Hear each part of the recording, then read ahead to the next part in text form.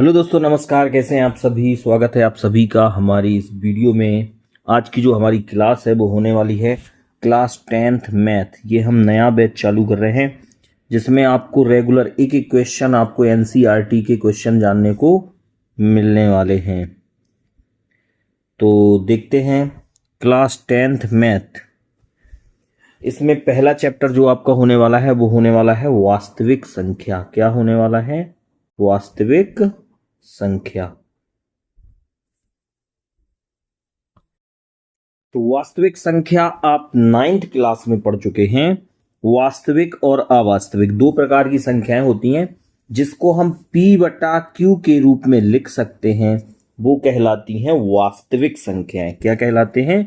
Real number कहलाते हैं वास्तविक संख्याएं।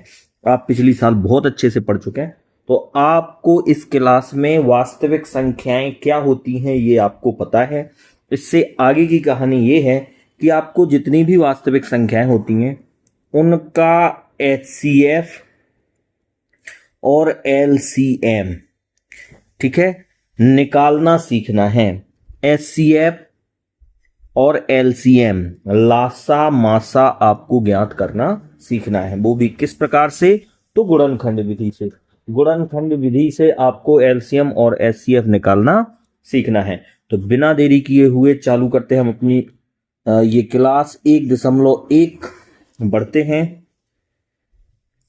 1.1 में कितने क्वेश्चन है? सबसे इंपॉर्टेंट एक्सरसाइज है आपकी, वेरी मोस्ट एक्सरसाइज है। इसके हम एक एक क्वेश्चन कवर करने आने वाले हैं आपको। तो पढ़ते हैं पहला क्वेश्चन। देखें, निम्नलिखित संख्याओं को अभाज्य गुणनखंड के गुणनफल के रूप में व्यक्त कीजिए। जैसी पहली संख्या है आपकी 140, दूसरी 156। आपको इनके गुणनखंड करना सीखना है, ठीक है। तीसरी है आपकी 3825। तो एक एक क्वेश्चन देखते हैं हम किस प्रकार से आप इनके अभाज्य गुणनखंड कर सकते हैं। दूसरे क्वेश्चन में आपको करना है पूर्णांकों के निम्नलिखित युग्मों के HCF और LCM ज्ञात कीजिए तथा इसकी जांच कीजिए कि दो संख्याओं का गुणनफल बराबर HCF गुणे LCM, जिसमें ये संख्याओं के युग्म दिए गए हैं। इनके पहले आप गुणनखंड करेंगे, अभाज्य गुणनखंड करेंगे। अभाज्य गुणनखंड करने के बाद आप इनके LCM और HCF निकालना सीखेंगे। अगला क्वेश्चन आपका है जिसमें लिखा हुआ है अभाज्य गुणनखंड विधि द्वारा निम्नलिखित पूर्णांकों के HCF और LCM ज्ञात कीजिए। ठीक है, पहली संख्या आपकी 12, 15, 21। इन तीनों का आपको क्या निकालना पड़ेगा? HCF और LCM। इस क्वेश्चन में देखें, आपको दो संख्याएं दी गई हैं कि 306 और 657 का जो HCF है वो 9 है। LCM आपको ज्ञात करना है। आगे अगले क्वेश्चन में क्या रहेगा? जांच कीजिए कि क्या किसी प्राकृत संख्या n के लिए संख्या 6 के घात n अंक 0 पर समाप्त हो सकती है।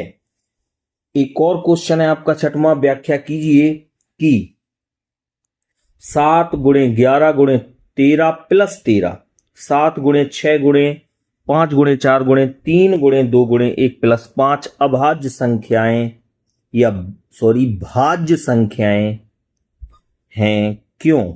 ठीक है। 7वां क्वेश्चन हम समझेंगे। किसी खेल के मैदान के चारों ओर एक वृत्ताकार पथ है। उस मैदान का एक चक्कर लगाने में सोनिया को 18 मिनट लगते हैं, जबकि उसी मैदान का एक चक्कर लगाने में रवि को 12 मिनट लगते हैं।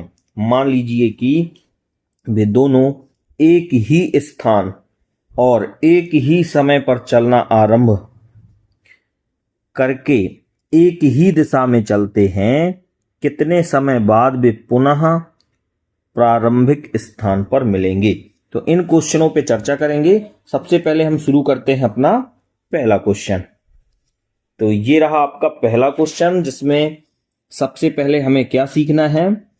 अभाज्य गुणनखंड निकालना। तो देखें, पहला क्वेश्चन हल करने वाले हैं हम। आपको 140 के अभाज्य गुणनखंड करना है इस प्रकार से। तो ये चीज आप छोटी क्लासों में भी पढ़ चुके हैं। तो 140 में आपको सबसे पहले 2 का भाग देना पड़ेगा। आप इसमें 2 का भाग देंगे 70 आएगा। कितना आ जाएगा? 70। अब फिर से आप इसमें 2 का भाग करेंगे 35 में 70 में आप 2 का भाग करेंगे तो 35 आएगा। क्या आ जाएगा? 35। अब आप इसमें 5 का भाग करेंगे, 5 का भाग करेंगे तो 7 आ जाएगा। अब इसमें आप 7 का भाग करेंगे तो 1। अब आपको लिखना है 140 के अभाज्य गुणनखंड बराबर, जो भी ये आया है आपको लिख देना है 2 गुणे 2 गुणे 5 गुणे 7। ये आपका सॉल्व हो गया क्वेश्चन। ठीक है, तो सबसे पहले आपको 140 के अभाज्य गुणनखंड निकालने हैं और आपने ये किसी चीज से कट रहा है, सबसे पहले 2 से भाग दिया जाता है, अगर 2 से ना जाए तो 3 से। वैसे आप विभाज्यता के नियम पढ़ चुके हैं और विभाज्यता के नियम से आप ये बात समझ सकते हैं कि इसमें किस संख्या का भाग जा सकता है। ठीक है, तो इसमें 2 का भाग जा रहा था सबसे पहले तो दिया, 2 का भाग दिया 70 आ गए। 140 में आपने 2 का भाग किया 70 आ गए। 70 में आपने 2 का भाग किया 35 आ गए। 35 में आपने 5 का भाग किया 7 आ गए। 7 में आपने 7 का भाग दिया 1 आ गया। तो 140 के अभाज्य गुणनखंड आपके हो गए 2 गुणे 2 गुणे 5 गुणे 7। और देखते हैं आगे, दूसरा क्वेश्चन देख लेते हैं।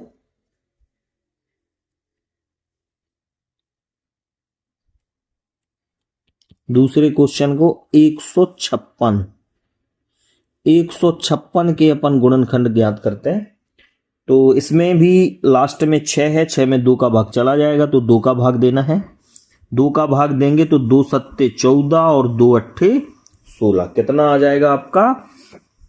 78। अगर आप 156 में 2 का भाग करते हैं तो क्या आ जाएगा? 2 सत्ते 14, ऐसा है ना, एक बचेगा, 2 अट्ठे 16, खत्म हो गई व्यवस्था। अब फिर से इसमें 8 आ गया, 2 का भाग चला जाएगा तो आप 78 में भाग देंगे तो क्या आएगा? तो 2 3 6, एक बचा, 2 नाम 18 यानी 39 आएगा। 39 में अब आप 3 का भाग करेंगे, 3 का भाग करेंगे तो 3 एकम 3, 3 त्रिका 9। अब आपको इसमें 13 का ही देना पड़ेगा भाग। अब आप इसमें 13 का ही भाग देंगे।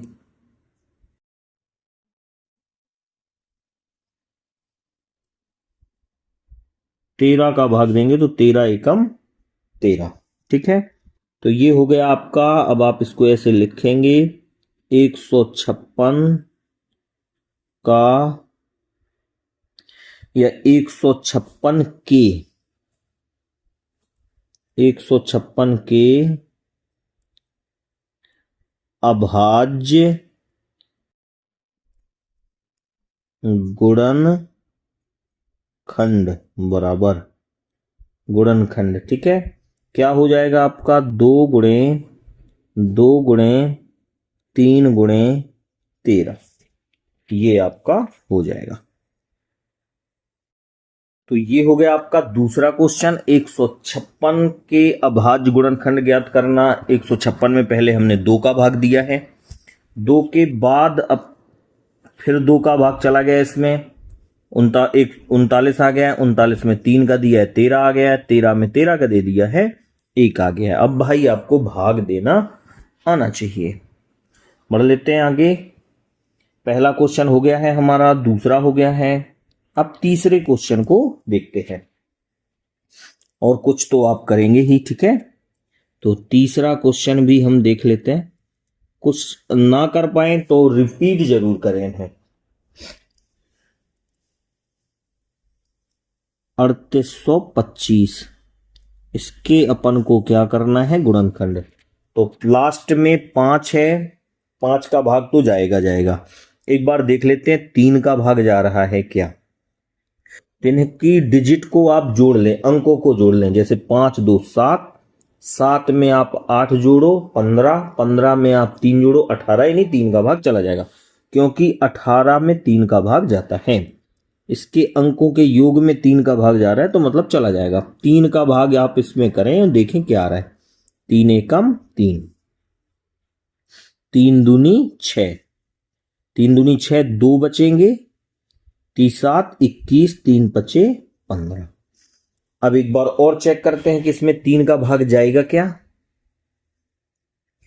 3 का भाग जाएगा। आप अलग से भाग दे सकते हैं, ठीक है, आप इस प्रकार से इसमें भाग दे सकते हैं। 3825 में आप इस प्रकार से भी भाग दे सकते हैं, ठीक है। अब आगे बढ़ते हैं। 3825 में भाग देने के बाद 1275 आ गया है। अब इसमें भी अभी 3 का भाग चला जाएगा। 3 का भाग आप करेंगे तो क्या आएगा, 3 चौको 12, ठीक है ना, 3 दूनी 6, 3 पचे 15, 425। अब देखो 5 2 7, 7 4 11, अब नहीं जाएगा। अब इसमें देते हैं अपन 5 का भाग। किसका, 5 का। थोड़ा दूर दूर लिख लेते हैं। 5 का आप भाग करेंगे तो 8 5 40, 8 5 40, 2 बचेंगे, 5 25। अब 20 में 5 का जा रहा है तो 17 आएगा। 17 में तो 17 का ही भाग जाएगा, तो 1 आ जाएगा, ठीक है। तो पहले इसमें 3 का देंगे, फिर इसमें हम 3 का देंगे, फिर 5 का देंगे, फिर 5 का देंगे, और फिर 17 का। तो ये आ जाएगा आपका 3825 के अभाज्य गुणनखंड। ये हो गया आपका 3 गुणे 3 गुणे 5 गुणे 5 गुणे 17। ये हो गया इसके अभाज्य गुणनखंड। आप ये 2 क्वेश्चन करेंगे, इसके बाद दूसरे क्वेश्चन के लिए अपन करते हैं इंतजार। मिलते हैं कल, ठीक है। इतने क्वेश्चन आप लोग रिपीट करें।